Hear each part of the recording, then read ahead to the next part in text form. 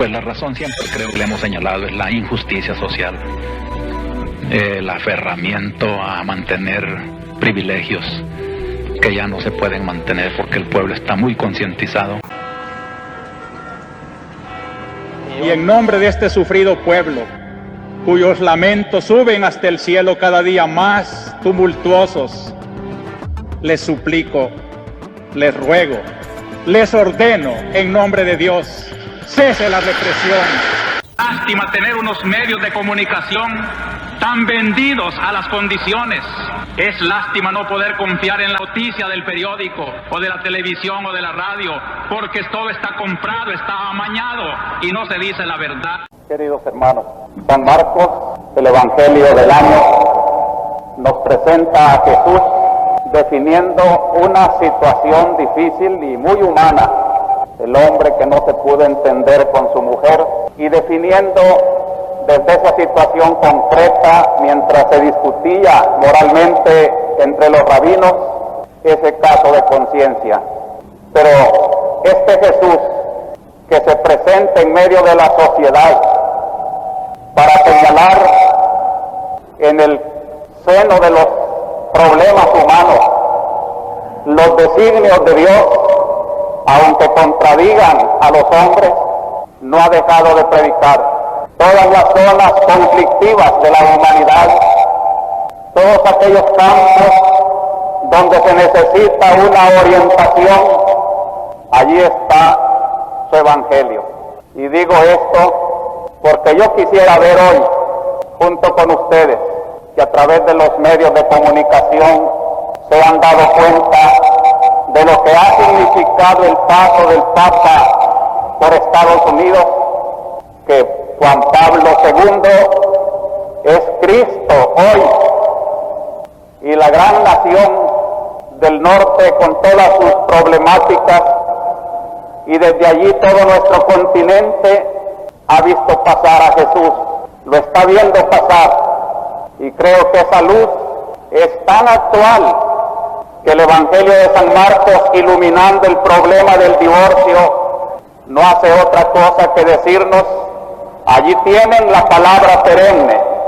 Todos los problemas tan actuales como el divorcio desde hace 20 siglos y hoy también, y los problemas de los derechos humanos y de los gobiernos y de los conflictos sociales y de los abismos abiertos entre los hombres, no tienen otra solución más que buscar en la palabra divina que se conserva gracias a una institución fundada por Cristo en medio del mundo. Es maravilloso el paso de Juan Pablo II por nuestro suelo americano.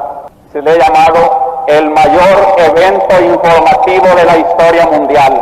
Jamás 14,000 periodistas habían cubierto un acontecimiento como el de hoy.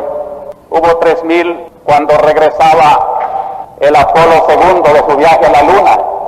Hubo 6,500 en la última Olimpiada, pero ¿quién se iba a imaginar que para el Papa había el doble, el triple de periodistas que para un viaje a la Luna y para una Olimpiada que conmueve internacionalmente a los fanáticos? Y en Estados Unidos, donde todo se mide, es curioso este dato: las medidas de los aplausos han rebasado todo récord.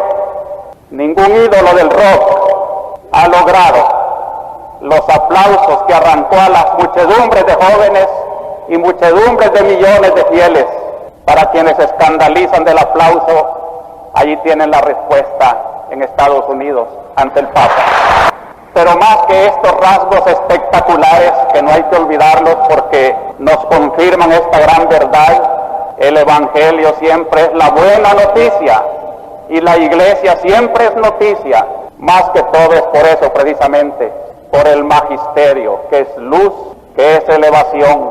Podemos decir, pues, no tanto que es el acontecimiento informativo más grandioso de la historia, sino que ha sido un hecho pastoral de fe, de esperanza, de espiritualidad, que quizá nadie lo definió tan hermosamente como la misma esposa del presidente Carter cuando le dio la bienvenida y le dijo: en momentos en que el materialismo y el egoísmo amenazan con abrumar los valores del espíritu, su visita nos recuerda que el verdadero significado de la vida surge del corazón y del alma, de objetivos y creencias más grandes que nuestras vidas individuales, ni más ni menos, la trascendencia, lo que el hombre no puede abarcar ni puede explicar la mente humana, la religión. Qué fecundo y oportuno es este mensaje de la visita del Papa. Sería maravilloso analizar su pensamiento, pero no es el objetivo de esta homilía. Sin embargo, creo que presentando al Papa, como lo he dicho, Cristo que pasa por nuestra tierra, nos enseña como Jesucristo los dos caminos de la paz, porque eso vino a ser el Papa a América.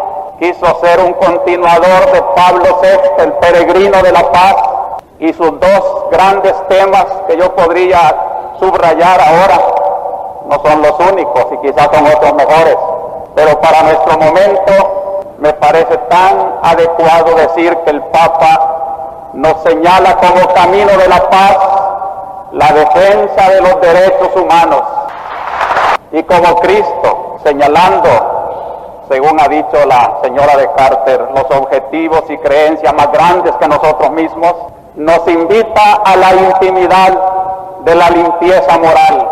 Es el otro gran camino de la paz, la honestidad de las costumbres. Yo creo que así podríamos resumir en dos grandes capítulos el gran mensaje de Pablo VI. Una gran defensa de los derechos humanos y unos señalamientos audaces y valientes de la honestidad de costumbres, aún a una nación que podía caracterizarse un poco por el libertinaje. Sí, la defensa de los derechos humanos viene a dar un aval maravilloso a la predicación del Arzobispado de San Salvador, cuando dice en las Naciones Unidas: es cuestión de máxima importancia que todos los hombres de cada nación y de cada país, en cualquier clase de régimen y sistema político, puedan gozar de una efectiva plenitud de derechos. Solamente tal efectiva plenitud de derechos, garantizada a todo hombre, sin discriminaciones, puede asegurar la paz en sus mismas raíces. Y cuando señala en el mismo foro internacional la Declaración de los Derechos Humanos, ha afectado realmente a múltiples y profundas raíces de la guerra, porque el espíritu de guerra, en su significado primitivo y fundamental, brota y madura allí donde son violados los derechos inalienables del hombre. Esta es nueva perspectiva, una nueva perspectiva profundamente actual, más profunda y más radical de la causa de la paz. Es una perspectiva que ve la génesis de la guerra en las formas más complejas que derivan de la injusticia considerada bajo todos los distintos aspectos. ¿Qué otra cosa hemos dicho?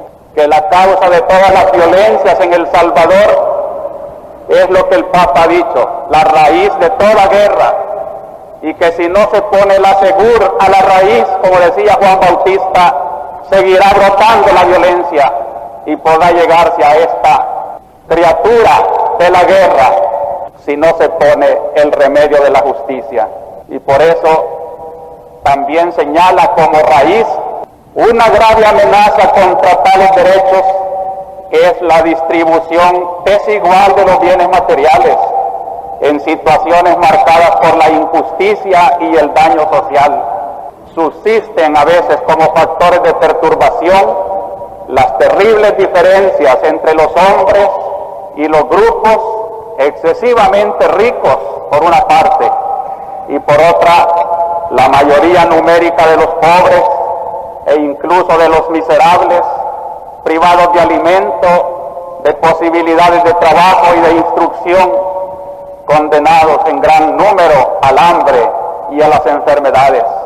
Es comúnmente sabido que el abismo entre la minoría de los excesivamente ricos y la multitud de los miserables es un síntoma muy grave de toda sociedad.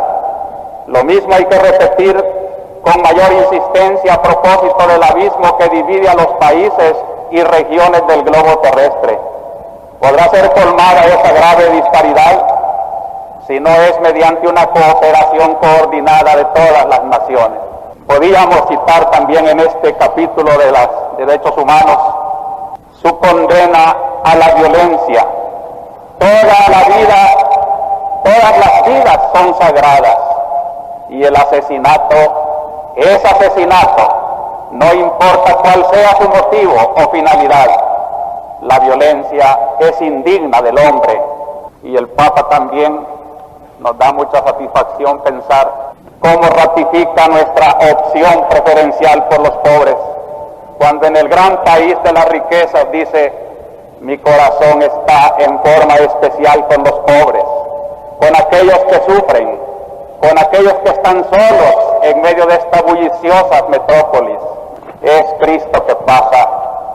Y ayer en las Naciones Unidas, en la OEA mejor dicho, el Papa subraya para América Latina rasgos que rubrican la pastoral de nuestra arquidiócesis, cuando dice que en este continente él tiene la conciencia de que todos los problemas pueden resolverse por negociaciones de paz. Y cita el ejemplo en que él intervino allá en América del Sur. Y es hermoso pensar pues que antes de agotar todos los caminos de la paz, es ilícito un recurso a la violencia.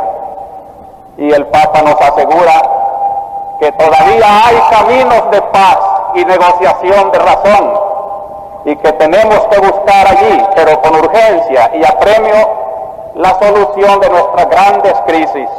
También en la OEA, el Papa volvió a condenar enérgicamente, con palabras muy suyas, la teoría de la seguridad nacional, cuando dice que una nación o un Estado en el que se quiera hacer prevalecer la seguridad interna sobre el bien común del pueblo está obstaculizando los caminos de esa racionalidad para resolver los problemas.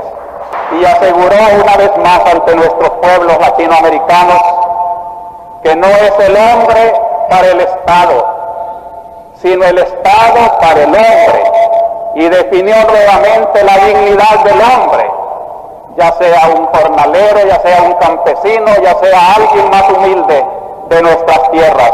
No hay ciudadanos de primera o de segunda clase, sino que todos son hijos de Dios y a todos hay que tratarlos con dignidad. Y dijo, hablando de las relaciones de la Iglesia con los estados: todo lo que vosotros hacéis por la personalidad detendrá la violencia y las amenazas de subversión y desestabilización, porque al aceptar con valentía las revisiones exigidas por este único punto de vista fundamental, que es el bien del hombre, digamos la persona y la comunidad, y que como factor fundamental del bien común debe constituir el criterio esencial de todos los programas, sistemas, regímenes, dirigís las energías de vuestro pueblo hacia la satisfacción pacífica de sus aspiraciones. La Santa Sede se considerará satisfecha de prestar su propia y desinteresada colaboración a esta tarea, y las iglesias locales, las diócesis de las Américas, harán otro tanto dentro de su marco de varias responsabilidades, favoreciendo el progreso de la persona humana, de su dignidad y sus derechos, para que sirvan a la ciudad terrena, a su promoción y a las legítimas autoridades. Es decir, que la Iglesia, trabajando en defensa de los derechos humanos y denunciando todos esos abusos de autoridad, está cumpliendo la misión dentro de su propia competencia. La plena libertad religiosa que la Iglesia pide, dijo el Papa, es precisamente para reconocer, no para oponerse a la legítima autonomía de la sociedad civil y de sus propios medios de acción. Claro que cuando se le respeta la libertad a la Iglesia y la autoridad civil también sirve a los intereses del bien común, la Iglesia y el Estado no tendrían ningún conflicto. Y esta es la libertad que la Iglesia pide. Y su libertad no la ocupará nunca para la subversión ni para oponerse a ninguna autoridad legítima, sino para respetarla y para colaborar, pero siempre en servicio del pueblo al que la Iglesia y el Estado tienen que servir. Por eso dijo también, cuanto más capaces sean los individuos de disfrutar habitualmente sus libertades en medio de la nación, tanto más, obviamente, las comunidades cristianas serán capaces de dedicarse a sí mismas a la tarea central de evangelización, es decir, a predicar el Evangelio de Cristo, fuente de vida, de fortaleza, de justicia y de paz. En otras palabras, si la Iglesia está ahora ocupada en esta gran tarea de la defensa de los derechos del pobre y de darle voz a tantas angustias que no se escuchan, es precisamente porque no hay el uso de las libertades en el pueblo. Pero el Papa lo ha dicho, y de mi parte ratifico mi voluntad de ser fiel al Papa: no habrá conflictos, y la Iglesia se dedicará directamente a la predicación pura de su Evangelio cuando los individuos que Dios le ha encomendado disfruten dentro del país las legítimas libertades por las cuales la Iglesia hoy debe luchar para saber cumplir con su misión precisamente evangélica. Y por eso el Papa nos ha dado el gran ejemplo de que él personalmente y frente a las Naciones Unidas justificó su presencia y su lenguaje, no lenguaje político, sino dijo la dimensión religiosa y moral de las relaciones de los estados y de los hombres. Hay que tenerlo muy en cuenta, y el Papa dijo: no confundamos la política con estos aspectos religiosos y morales con que la Iglesia y el Evangelio tienen el deber de iluminar las actividades aún en la ciudad terrenal de los hombres. Así como tampoco, dijo el Papa, debe de confundirse política con una ventaja de unos cuantos que pisotean a la muchedumbre. Son conceptos equivocados. La verdadera política es el bien común, y en nombre de ese bien común para el hombre y para el pueblo, el Evangelio debe de hablar. Y así habló el Papa en las Naciones Unidas, entre políticos, o en la OEA, entre diplomáticos y políticos, pero un lenguaje de pastoral y de evangelio. Pero el Papa, que dijo que cuando los hombres y los pueblos disfruten plenamente las libertades que la Iglesia ha predicado, ella podrá dedicarse más íntimamente a la reflexión tranquila y serena de su Evangelio, fuente de energía, de paz y de alegría espiritual. Predicó también ese camino de la honestidad. Y es aquí donde nos volvemos a encontrar con el Evangelio de San Marcos. Cristo, que también va a tocar hoy en el tema del Evangelio que se ha leído, el gran problema que para mí en esta hora del país significa también una gran esperanza. Yo aquí dedico mi pobre palabra a ustedes, queridos seglares, los que viven en familia, los que tienen a su cargo el sostenimiento de una esposa, de unos hijos, o los que al salir de la iglesia saben que van para un hogar. Para todos ustedes que se preparan tal vez con la ilusión de la juventud a formar un hogar, para todo hombre, para toda mujer, a quien Dios le ha dado el don más precioso que Él ha podido dar, una participación de su amor. ¿Quién no se siente capaz de amar?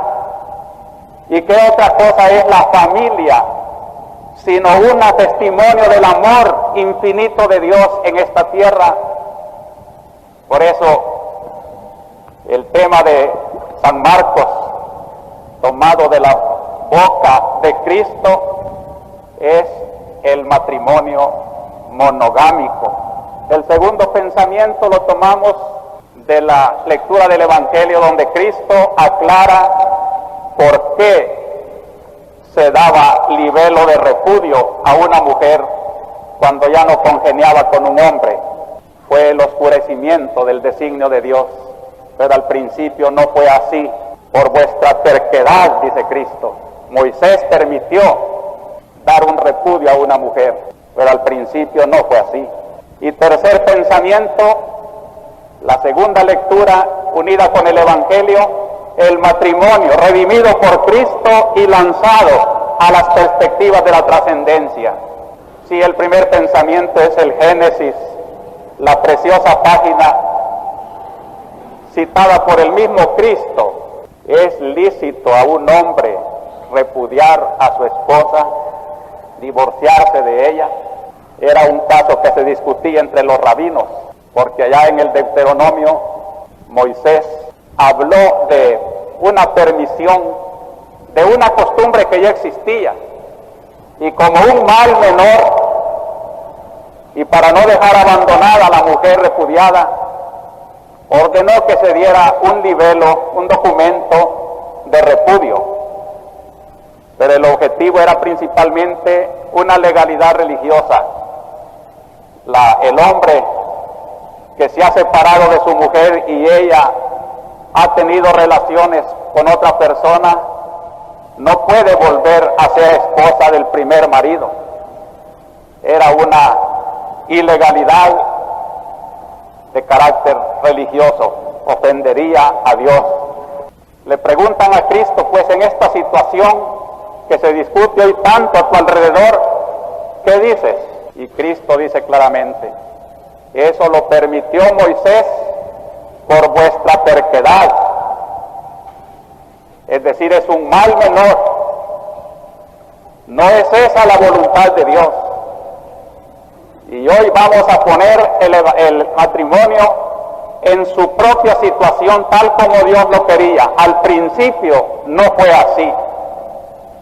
Al principio lo que pasó fue la página del Génesis que se ha leído hoy, una página bellísima que no debemos de interpretarla como cuento infantil de Dios haciendo muñecos de barro, dando un soplo para que tengan vida, sino que es un modo primitivo de contar una psicología profunda que hay en el matrimonio. Se nos presenta a Dios creando al hombre y a todos los animales y ordenando al hombre que le dé nombre a cada animal. Hay una especie de análisis de toda vida que hay en el universo fuera del hombre, y el hombre no encontraba entre todos los animales un ser semejante a él. Entonces dijo Dios, no está bueno que el hombre esté solo. Y nos comenta el Concilio Vaticano II, cuando habla de la dignidad del hombre, que Dios creó al hombre no solitario, sino que lo hizo capaz de formar una unidad. Y hizo a la mujer como primer elemento de esa necesidad del hombre que es por naturaleza social. En el matrimonio pues se realiza la célula primera de lo que debe de ser la sociedad.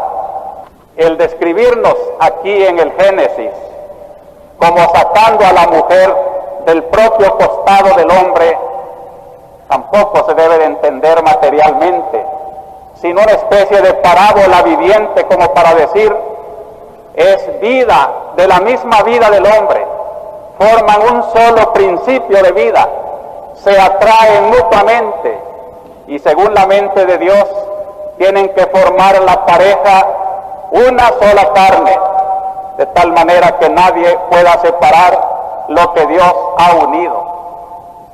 El sueño a que se refiere el Génesis es una expresión de carácter religiosa como para velar la acción sublime creadora del Señor al hacer a la primera mujer y al hacer el primer amor que une un hombre y una mujer. Es maravilloso entonces pensar que el matrimonio surge de la iniciativa de Dios. El bienestar de la persona, comenta el concilio, y de la sociedad humana y cristiana está estrechamente ligado a la prosperidad de la comunidad conyugal y familiar. La dignidad de esta institución no brilla en todas partes con el mismo esplendor, puesto que está oscurecida por muchas faltas.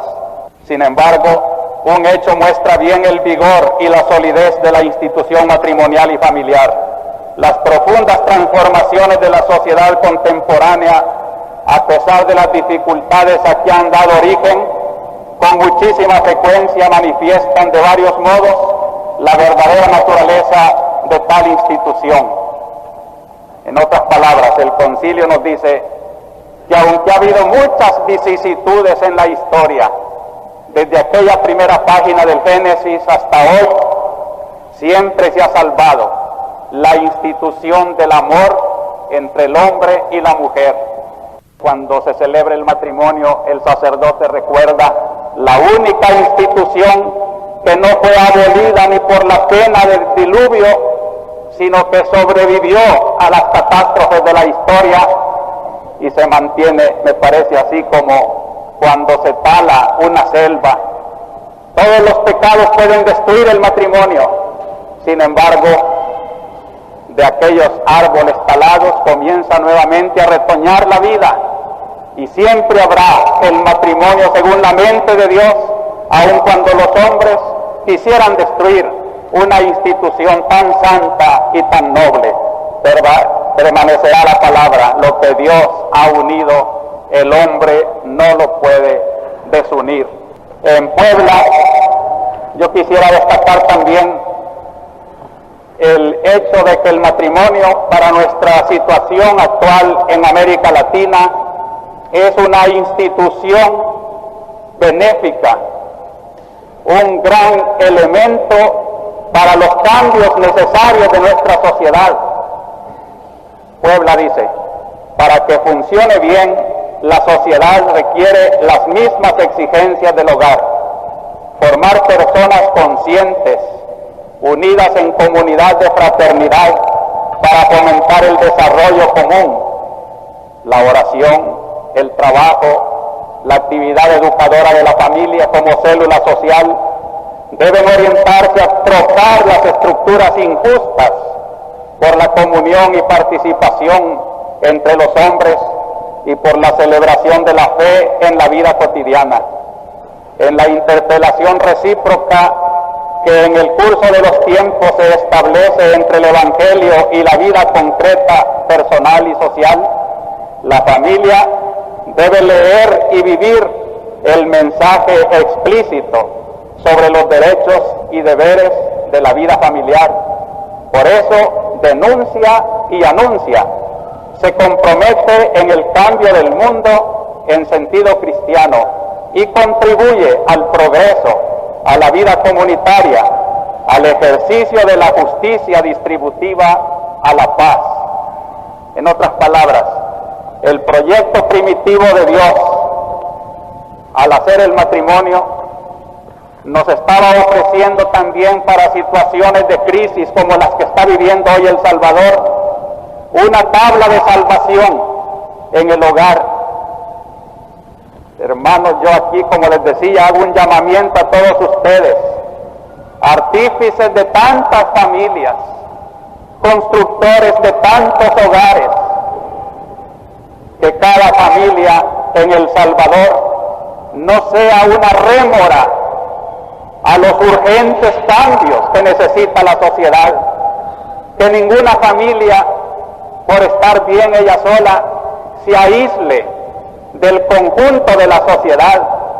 Nadie se casa solo para ser felices los dos. El matrimonio tiene una gran función social, tiene que ser antorcha que ilumina a su alrededor a otros matrimonios, caminos de otras liberaciones. Tiene que salir del hogar el hombre, la mujer, capaz de promover después en la política, en la sociedad, en los caminos de la justicia, los cambios que son necesarios y que no se harán mientras los hogares se opongan.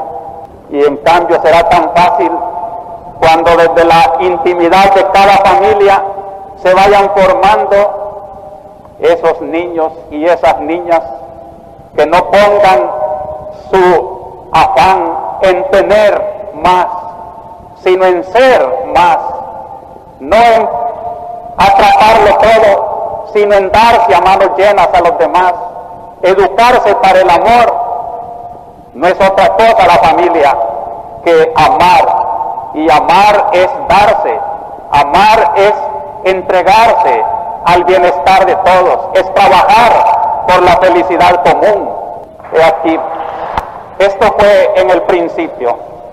El matrimonio, pues, mientras se mantiene fiel, palabra dura, pero hay que decirla, porque la fidelidad y el amor son inseparables, y por eso el matrimonio tiene que ser lo que Dios unió en el amor, nadie lo puede desunir. Vino la mala voluntad del hombre, el segundo punto de nuestra reflexión, la palabra de Cristo.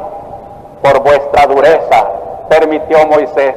Juan Pablo II, les decía al principio, se dedicó en gran parte de su mensaje a defender de esta mala voluntad del hombre la santidad del amor. Allá en Filadelfia, el Papa dice, en la sociedad de hoy vemos tantas tendencias inquietantes y tanto libertinaje respecto al enfoque cristiano sobre la sexualidad. El recurso al concepto de la libertad para justificar cualquier comportamiento que ya no es consecuente con el verdadero orden moral y la enseñanza de la Iglesia. Aquí habría tanto que decir. Cuando el mismo Concilio Vaticano II denuncia en la situación actual del matrimonio, dice, la dignidad de esta institución no brilla en todas partes con el mismo esplendor, puesto que está oscurecida por la poligamia, la epidemia del divorcio, el llamado amor libre y otras deformaciones. Es más, el amor matrimonial queda frecuentemente profanado por el egoísmo, el hedonismo, los usos ilícitos contra la generación. En Puebla, cuando se describió la situación de la familia en América Latina, se señalaron cosas muy penosas, como cuando dice la familia es una de las instituciones en que más ha influido el proceso de cambio de los últimos tiempos.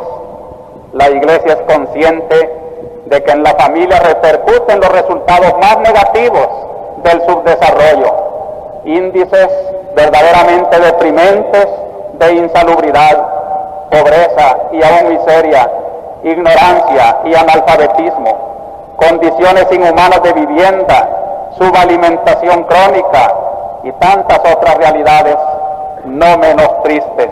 La familia aparece también como víctima de quienes convierten en ídolos el poder, la riqueza y el sexo. Esta es la gran lacra de nuestro tiempo que carcome tantos matrimonios, el haber hecho esas idolatrías el poder, la riqueza y el sexo. Cuando se endiosan esos valores tan relativos y se absolutizan por encima de todo, lo que perece es lo tierno y santo del amor, la fidelidad, el matrimonio. A esto contribuyen las estructuras injustas, sobre todo los medios de comunicación, no solo con sus mensajes de sexo, lucro, violencia, poder, ostentación, sino también destacando lo que contribuye a propagar el divorcio, la infidelidad conyugal y el aborto o la aceptación del amor libre y de las relaciones prematrimoniales. En todos los niveles sociales, la familia sufre también el impacto deletérea de la pornografía, el alcoholismo, las drogas, la prostitución, la trata de blancas, así como el problema de las madres solteras y de los niños abandonados. Ante el fracaso de los anticonceptivos químicos y mecánicos, se ha pasado a la esterilización humana y al aborto provocado, para lo cual se emplean insidiosas campañas. Jamás la Iglesia dejará de condenar esas políticas antinatalistas, a veces con visos políticos inconfesables, de los que ha hecho de nuestra población lo que un estudiante universitario de medicina decía, que están castrando a nuestro pueblo.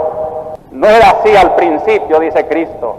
Todo eso es la dureza de vuestros corazones, el haber endiosado el placer, donde los niños estorban, donde el sexo se endiosa y donde no se quiere el espíritu de pobreza, sino la ostentación, el consumo. Es necesario, pues, si queremos tener hogares, familias que transformen de veras una civilización, y es urgente transformarla, tener en cuenta el mensaje del Papa a lo largo de Estados Unidos, a los jóvenes y a todos aquellos cultores del hedonismo y del placer, que no puede llamarse libertad cuando se pone al servicio de las cosas inmorales, y que es necesario una revisión profunda de nuestra moral, de nuestra honestidad, para volver el matrimonio a la verdadera originalidad con que Dios lo creó, testimonio de su amor infinito. Y el amor de Dios es santo, y la fidelidad de Dios es dignísima. De esa dignidad infinita quiere hacer unos espejos que reflejen en la tierra la belleza del amor, y es el santo matrimonio. Por eso repito, queridos hermanos, y perdonen que recordando aquí el mensaje del Papa en un campo tan difícil de pronunciarse porque no se quiere oír, no podemos menos que reclamar para que entre todos levantemos esta institución tan postergada de la familia, para que entre todos hagamos una campaña de redención del amor santo del matrimonio, para que volvamos a lo primitivo que Dios quería cuando hizo al primer hombre y a la primera mujer, y pensó en todos los hombres y en todas las mujeres para que se amaran con el amor con que Él ama en su eterna familia, que Dios, dijo el Papa en Puebla, no es un ser solitario, como el hombre no debe ser un ser solitario, sino que es familia, personas llamadas por una vocación divina a comulgar en el amor y a participar desde la plenitud de su dulzura de hogar, la belleza, la comunión, la participación, la vida, la felicidad, a un mundo tan carente de estos valores. Por eso, finalmente, cuando Cristo redime el matrimonio, y hemos dicho la figura de Cristo, comparándola con la figura del Papa en Estados Unidos, es una figura sacerdotal, una figura como que levanta en sus manos sagradas los valores divinos del matrimonio, pero tirados por el suelo, para redimirlos y para volverlos a sus cauces grandiosos. Y por eso me he permitido aplicar a este tercer punto la segunda lectura, cuando San Pablo, o si no es él el autor de la carta a los Hebreos, nos describe el momento culminante de la misión de Cristo. Ya pasó su pasión y su muerte, ya resucitó y arrastró en pos de sí a todos los que creyeran en él, y está presentando ante el Padre Celestial a toda la familia de los redimidos. Ojalá estemos todos allá, en ese número bendito que San Pablo dice hoy. Él, el guía que conduce a toda esta familia de hermanos a la salvación, santificador y santificados proceden todos del mismo. Se entiende Adán, la misma familia humana, la que se multiplicó gracias al amor conyugal, la que se pobló en el mundo, pero de allí, redimida por Cristo, ha realizado lo que significa todo matrimonio. Y esto es, hermanos, lo que yo quisiera dejar como mensaje de la homilía de hoy. ¿Por qué el matrimonio es también un sacramento? ¿Por qué no basta que un hombre se una con una mujer y vivan fielmente? Porque hay muchos que aún sin haber recibido la bendición de la Iglesia, simplemente unidos, son tan fieles, son tan buenos, que es un amor a toda prueba. Por eso no decimos que sea malo el vivir así nada más, pero sí decimos es incompleto. Le falta el sentido sacramental. Es por esto, porque el amor de un hombre y de una mujer, por más nobles y fieles que sean, no están llenando el signo para el cual Dios inventó que un hombre se amara con una mujer. ¿Por qué Dios hizo al principio varón y mujer? ¿Por qué Dios puso el atractivo sexual del varón y de la mujer? ¿Por qué quiere Dios el amor permanente de ese hombre y de esa mujer cuyo amor fructifica en hijos y hace familia? No fue solo por deleitarse Él en el placer de un hombre y de una mujer viéndolos crecer y multiplicarse, era por algo más divino. Es porque en el amor del hombre y de la mujer y de los hijos se refleja el amor infinito que Dios le tiene al hombre y por el cual el hombre sigue a ese Cristo Redentor. El amor de Cristo a la Iglesia, el amor del Redentor por el pueblo redimido. Esto refleja todo matrimonio. Y cuando no hay bendición sacramental, no se ha elevado ese amor conyugal a ser el signo de un amor divino. Varias veces he usado la comparación de la hostia en el altar. Allí están las hostias de trigo, sabrosas, pero todavía no son cuerpo de Cristo, hasta que el sacerdote las consagra y hace que en el signo del pan se haga presente Cristo mismo. Algo así también es el amor del hombre y de la mujer. Pan simplemente, sabroso pan de amor. No es malo, pero no está completo.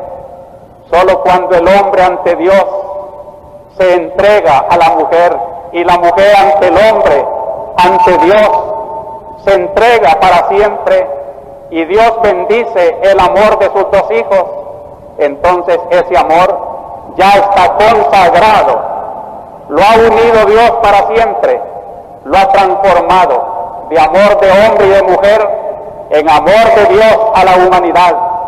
Y por eso el matrimonio bendecido por Dios, cuando pasa por el mundo, tiene que llevar una misión que cumplir.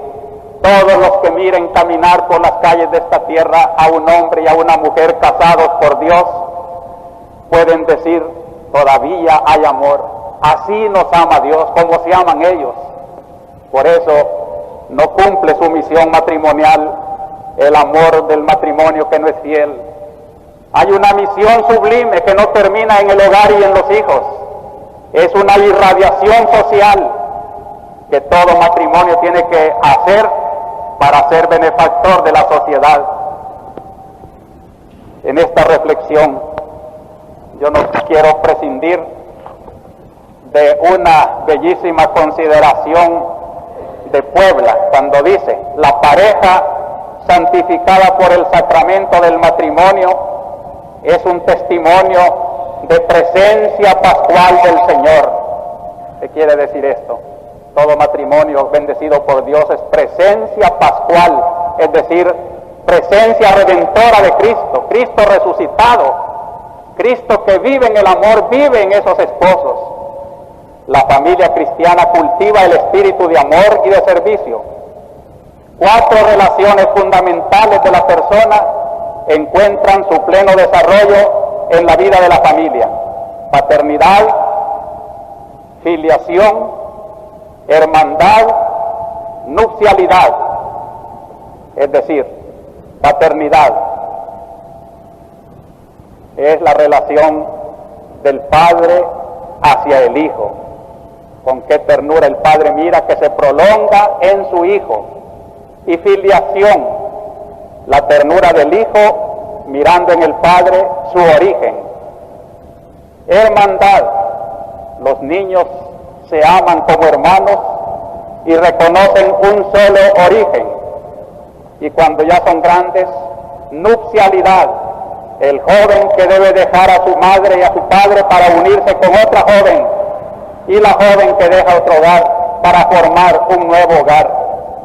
Dice Puebla, estas 4 relaciones, paternidad, filiación, fraternidad, nupcialidad, son precisamente las que construyen la iglesia.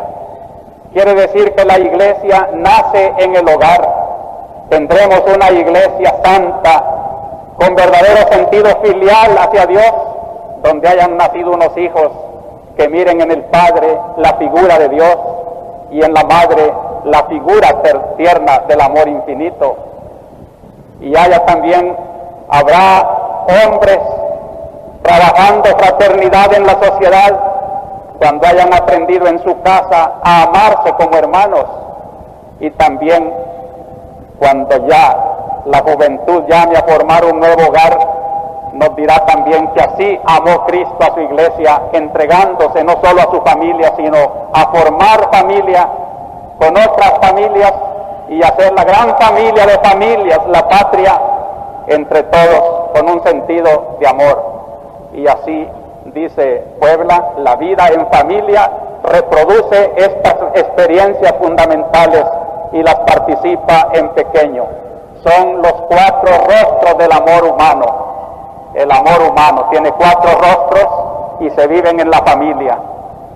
Esto es lo santo del matrimonio que Cristo vino a reivindicar cuando en la página del Evangelio de hoy nos presenta dilucidando un problema de conciencia. Y hemos querido unir a esa figura de Cristo, redimiendo al matrimonio. Hemos comparado con la figura del Papa, predicando en Estados Unidos para todos los pueblos del mundo, la honestidad humana. Queridos hermanos, hemos visto cómo Puebla denuncia que los medios de comunicación social, el ambiente en que se vive, parece todo lo contrario del plan primigenio del Creador. Todo conspira más bien en favor de la terquedad que decía Cristo, por la cual Moisés permitió la lacra del divorcio. Pero ya eso pasó a la historia, dice Cristo. Al principio no fue así, y ahora el matrimonio ya redimido y elevado a sacramento es una vocación altísima que tiene que vivirse hoy más que nunca en la plenitud de una exigencia que nuestro pueblo está reclamando. Queridos hermanos, no es tiempo de inmoralidades, sino de austeridad. Y si el matrimonio es ante todo una imagen de la santidad infinita de Dios, ella también reclama para todos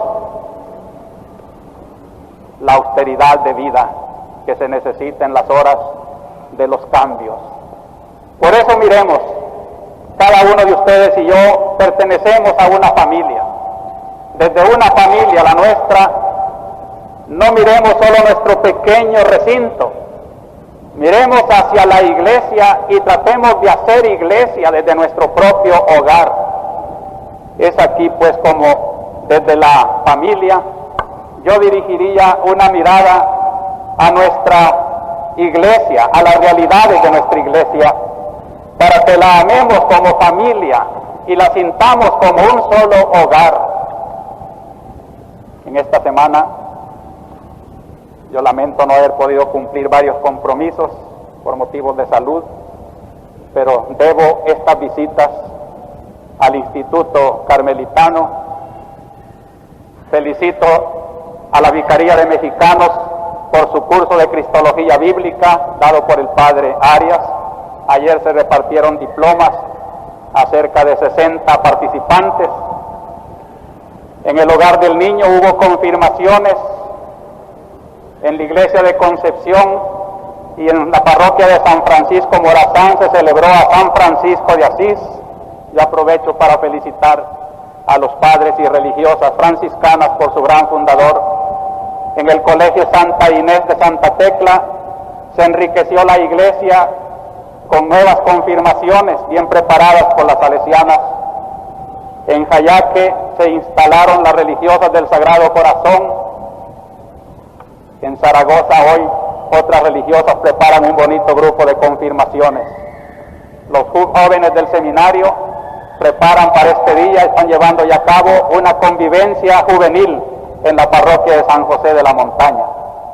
Y este día, no lo olvidemos, 7 de octubre, es Día de la Virgen del Rosario. Allá en la iglesia del Rosario, los padres dominicos que nos cuidan esta devoción tan profundamente popular, nos invitan hoy a las 12 del día a la tradicional devoción de las 3 gracias. No lo hagamos con sentido supersticioso, sino con el verdadero deseo de orar ante la Virgen. Octubre siempre ha sido un mes de mucha oración y nuestra patria y nuestra iglesia necesitan mucha oración. También en el Rosario hoy a las 6 de la tarde, si Dios quiere, celebraremos una hermosa confirmación de jóvenes. El clero sigue celebrando sus ejercicios espirituales. Toca esta semana a la Vicaría de Cuscatlán. También me uno a la felicidad de los colegios que ya están celebrando sus promociones de bachilleres y sus clausuras. El 2 de octubre, el Opus Dei celebraba el 51 aniversario de su fundación. Es una familia que va creciendo entre nosotros con un sentido de santificar la profesión y la vida en el mundo. Ojalá que ese rico testimonio redunde también en cambios de una sociedad que tiene que cambiar desde las entrañas del Evangelio. Hemos recibido apoyo a los medios de comunicación social. El llamamiento que hacía el domingo pasado por las amenazas a nuestra radio y que nos aleja a algunos anunciantes, nos hace agradecer a todas las personas que nos han apoyado con sus anuncios y a decir que comprendemos sus temores. Pero por eso mismo un llamamiento a todos los católicos a sostener, si es posible sin recurrir a los recursos comerciales, nuestra radio en una forma cultural. Así hemos visto respuestas que nos han llenado de mucho entusiasmo, como aquel matrimonio del cantón El Progreso de Santa Tecla, del mismo cantón la señora Gabriela Quintanilla y don Bonifacio Recinos, mandándonos ayudas para el sostenimiento de la emisora y del periódico. También una bonita carta del señor Ego Serrano Montes, del señor Diego de Paz y don Pablo Miranda, mandándonos ayuda y diciendo que están de acuerdo en apoyar una emisora cultural. Sé que varias personas pues harían posible esta obra. También quiero aprovechar para solidarizarme con el padre Fabián Amaya, a quien tanto molestan en Chalatenango. Nuevamente fue citado a la comandancia, mejor dicho, llevado como un prisionero a la comandancia departamental sin motivo alguno. Les prometí recabar datos más concretos de la noticia que los periódicos daban con tanto escándalo de que el Papa había reprendido a los jesuitas, y ha llegado el discurso entero del Papa a la Compañía de Jesús, donde el Papa, entre otras cosas, les dice: de las informaciones que de todas partes del mundo me llegan, conozco el gran bien que hacen tantos religiosos jesuitas con su vida ejemplar, con su celo apostólico, con su sincera e incondicionada fidelidad al romano concilio.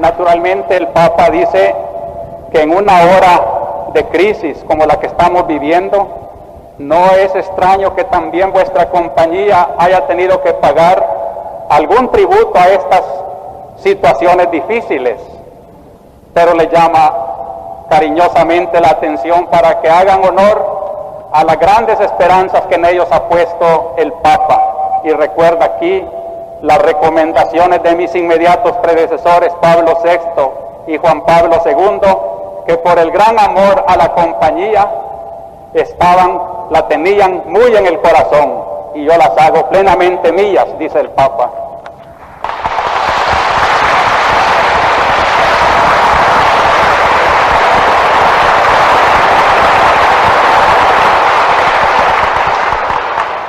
Yo sé, decía Juan Pablo II, yo sé qué fuerza viva representa la compañía, y por eso deseo vivamente que crezca y prospere según su genuino espíritu, dando a todos el ejemplo de profunda religiosidad, de seguridad doctrinal, de fecunda actividad sacerdotal, de modo que cumpla plenamente la misión que la Iglesia espera de ella, y que a la Santa Sede le presta tan grandes servicios según el espíritu de su propio instituto. De modo que el mensaje del Papa es sumamente positivo en favor de la Compañía de Jesús.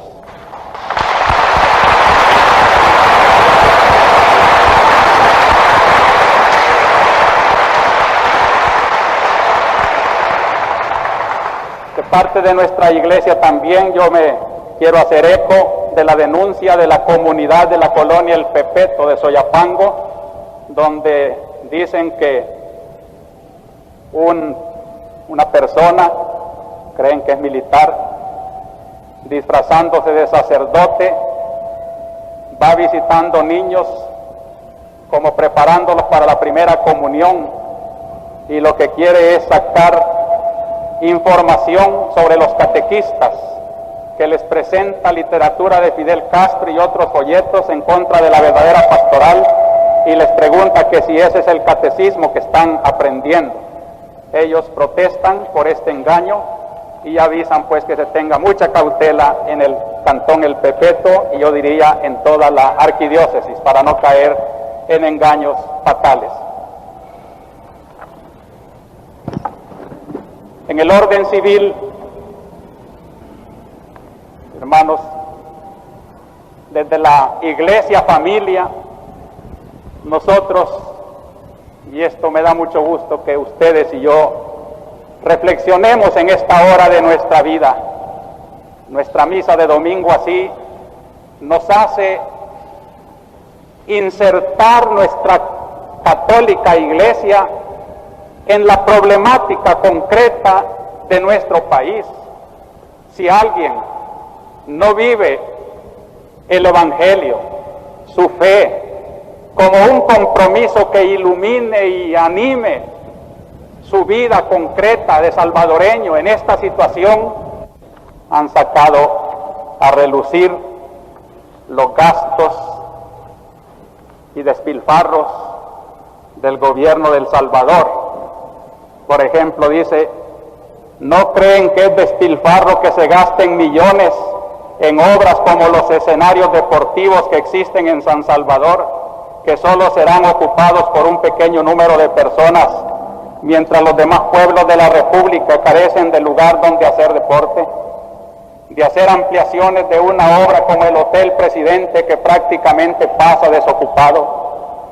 ¿No creen que es despilfarro la gran cantidad de vehículos nacionales de lujo que circulan en los lugares de paseo y días festivos, con el consiguiente gasto de combustible y pago de personal, el excesivo número de personas que cuidan a los funcionarios cuando hay poblaciones donde las escuelas carecen de pupitres y de maestros?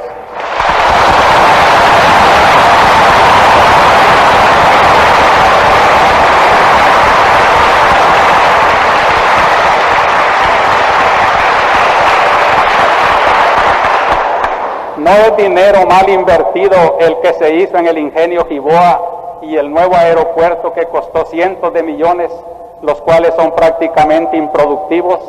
¿No creen que es despilfarro los millones que se gastan en estudios como el de la semaforización de los proyectos agrarios y otros que emprenden los economistas planificadores, y de los que continuamente se embarca el INSAFI y FIGAPE con dineros que pasan a cuentas perdidas?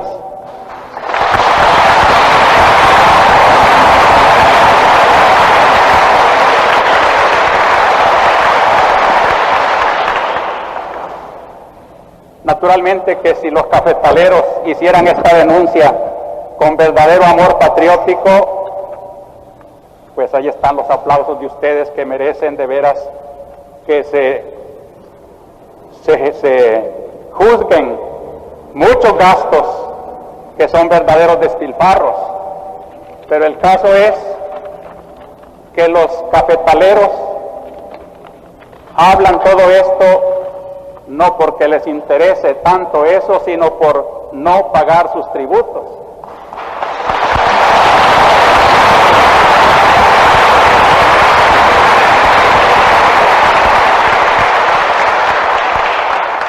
Creo que estuvo muy acertado el comentario de nuestra YSAX cuando dice: mientras el diálogo nacional consistía en reuniones en casa presidencial, donde se intercambiaban discursos abstractos contra la violencia, la corrupción de la enseñanza y del púlpito, mientras no se pidió a los propietarios de los medios de producción más que declaraciones abstractas de optimismo y solidaridad y cosas por el estilo, el diálogo nacional caminó sin tropiezo.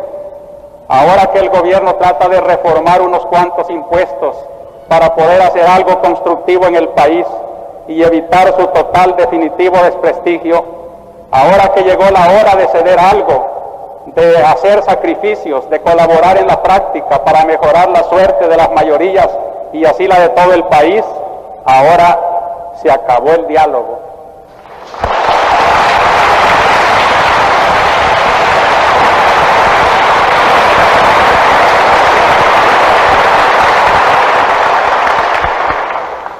Por otra parte, veamos bien también a la luz de este episodio, está bueno que los cafetaleros hablen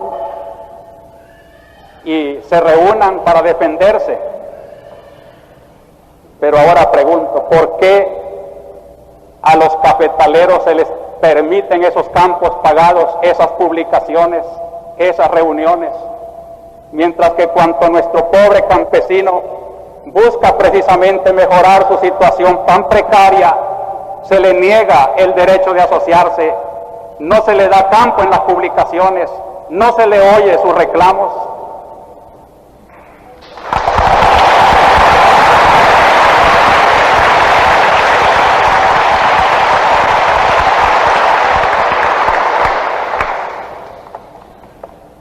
El gobierno pues está entre dos fuegos. Por una parte, un pueblo que cada vez se va empobreciendo más y ya no soporta los efectos de la desproporcionada distribución de la riqueza y de la brutal represión.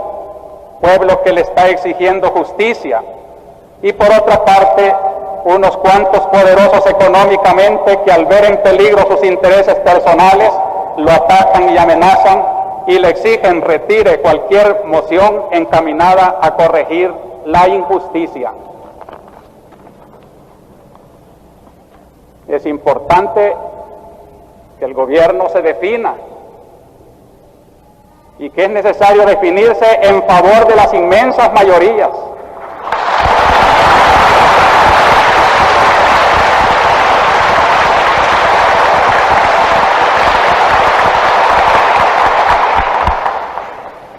En este conflicto, yo quisiera que se escuchara con serenidad esta palabra del Papa en Estados Unidos.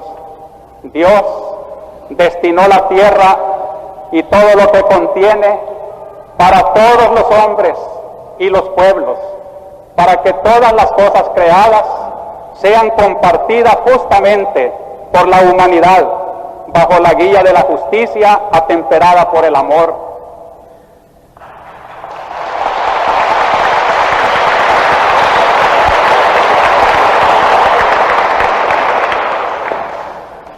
Otro episodio al que un cristiano en esta semana no puede ocultar una mirada crítica cristiana es el asesinato de los 4 dirigentes de la Federación de Trabajadores del Campo: Apolinario Serrano, José López, Patricia Puerta de García y Félix García Grande. Se trata de 4 dirigentes de los más queridos en el campesinado. Y a estos, como ya todos se informaron, se les quitó la vida. Socorro Jurídico hizo un boletín informativo que dice cómo estos 4 campesinos fueron encontrados, fueron matados, y cómo la prensa nacional trató de dar versiones completamente contradictorias. Por ejemplo, el 1 de octubre dice que, de acuerdo con las investigaciones realizadas, los ocupantes del primer auto abrieron fuego contra los centinelas de la muralla y estos respondieron inmediatamente, dando muerte a 3 hombres y una mujer, que estaban por salir un grupo de soldados a ejercicios de rutina, y cuando uno de ellos comenzó a detener el tránsito de vehículos, se produjo el incidente porque el auto que encabezaba la columna daba la impresión de no atender el alto, etc. Socorro Jurídico ha puesto en duda la versión oficial, porque dice que en la inspección practicada por el juez segundo de paz de Opico no se encontraron manchas de sangre dentro del vehículo, por lo que los ocupantes no dispararon en su interior, y lo que es más grave, no murieron en el interior del vehículo, a pesar de que la versión oficial así lo implicita. Segundo, tampoco consta en el expediente judicial el nombre y generales del soldado centinela que según la versión fue herido.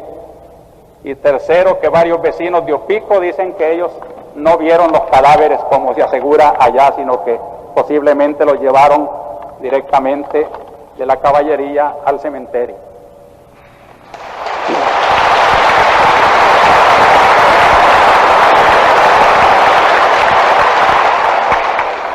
A instancias de la familia, Socorro Jurídico logró la exhumación de estos restos, y los propios padres de uno de las víctimas reconoció pues aquellos pobres acribillados. Asimismo agregó después que el informe oficial dice que portaban 2 armas y que con ello querían atacar el regimiento de caballería. Este regimiento se compone por lo menos de 300 soldados bien armados. Sus familiares han afirmado que los muertos siempre portaban su documentación legal. A pesar de que la ley así lo ordena, deben de remitirse al juez instructor las armas y todos aquellos objetos con los que supuestamente pretendieron atacar. Y hasta hoy no se han remitido las 2 pistolas con las que iban a hacer frente a 300 fusiles G3. Acerca de este hecho, en lo personal, me afecta bastante por haber conocido bastante a fondo a uno de estos campesinos, y de veras, hombre muy querido, de mucha esperanza para la reivindicación del campesinado, y creo que se ha cometido uno de los errores más graves y de las injusticias que más claman al cielo, ya que le quitan a un pueblo esperanzas y voceros de sus situaciones de opresión. Y yo quisiera también decir que si esto, simplemente por tratarse de la vida que es sagrada, como dijo el Papa, ya es un crimen, pero cuando además se ve la pretensión de descabezar las organizaciones del pueblo, es más criminal, es quitarle voz al pueblo que se organiza para defender sus derechos. Y esto también pues clama al cielo. Y lo más grave todavía para mí es que sea el ejército el que se hace cómplice de este crimen. A este propósito, permítanme iluminar este hecho con un número de mi cuarta carta pastoral cuando digo que la absolutización de la seguridad nacional que el Papa ha condenado en Estados Unidos lleva consigo perversiones horrorosas, pervierte el servicio de bien común. He aquí lo que yo escribí en mi carta pastoral y ahora me parece de gran actualidad ante este acontecimiento. Se absolutiza el interés y el provecho de unos pocos. Se mistifica esta absolutización como si el régimen de seguridad nacional, que pretende ampararse con una subjetiva profesión de fe cristiana, fuera el único o el mejor defensor de la civilización cristiana y de los ideales democráticos de Occidente. Se desorienta la noble función de la Fuerza Armada, que en vez de servir a los verdaderos intereses nacionales, se convierte en guardiana de los intereses de la oligarquía, fomentando así su propia corrupción ideológica y económica. Algo parecido ocurre con los cuerpos de seguridad, que en vez de cuidar el orden cívico, se hacen fundamentalmente organismos represores de los disidentes políticos.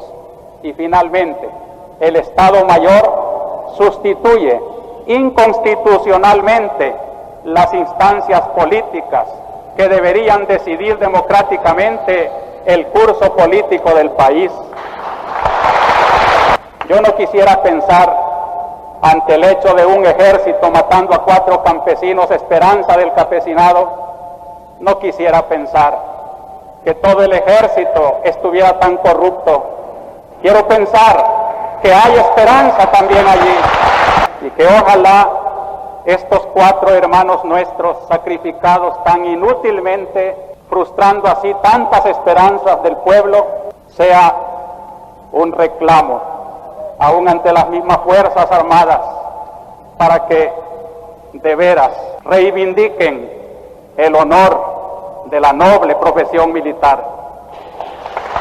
En esta perspectiva también en nuestros acontecimientos he visto con complacencia que la Comisión de Derechos Humanos ha escrito un memorial a la Asamblea urgiendo que cumpla con la obligación de la defensa de los derechos humanos. Por mi parte, al llamamiento que hace de que hable la Iglesia, creo haber hablado suficiente desde hace mucho tiempo, cuando he urgido no solo a la Asamblea, sino a la Corte Suprema de Justicia, a hacer realidad este deber tan sagrado, y he responsabilizado muchas veces que gran parte de nuestro mal está en la negligencia de esos poderes democráticos, pero ahora prostituidos. De Nicaragua recibimos un telegrama: reprobamos vil asesinato dirigentes Federación Trabajadores del Campo y solidarios en la lucha contra toda opresión, auspiciamos advenimiento de un clima de justicia y libertad digno del pueblo cristiano. Fraternalmente, los religiosos y religiosas de Nicaragua. En conflictos laborales nos íbamos a referir a los rehenes del Pan Lido. Piden a que la parte patronal acuda a las negociaciones para poder resolver esta situación. También nos referíamos al secuestro de ayer, esperando también que se resuelva favorablemente y que se respete la vida de este nuevo víctima de la violencia. Había muchas otras denuncias, pero el tiempo ya es pasado. Yo solamente quisiera terminar diciendo con el Papa pues que la violencia y todos estos caminos que no son por soluciones de paz, buscar racionalmente nuestros caminos, no son dignos de una civilización. Y ya que el Señor en el Evangelio de hoy nos ha respaldado plenamente esta búsqueda de la moralidad que el Papa predicó también en Estados Unidos y nos ha enfocado la gran institución del matrimonio y de la familia, quisiera, hermanos, que volviéramos de veras de nuestra reflexión de la palabra de hoy a nuestros hogares o aquello que representa nuestra familia, donde vivimos, donde compartimos, y que desde allí cada uno de nosotros se constituya en un instrumento de los cambios sociales que urgen en nuestra patria. Que cada uno, como padre de familia, como madre de familia, como hijo, como novios, como abuelos, como simplemente huéspedes en un hogar, seamos artífices de paz, que seamos verdaderamente instrumentos de esos caminos racionales para encontrar soluciones de justicia y de paz a nuestro ambiente. Yo creo firmemente, como lo ha dicho el Papa, que en América Latina los hombres somos capaces de encontrar por caminos de racionalidad las soluciones de nuestros problemas. Pero eso sí, tiene que ser buscando libertad, paz, alegría, pero sin omitir sobre todo la base que es la justicia. Así sea.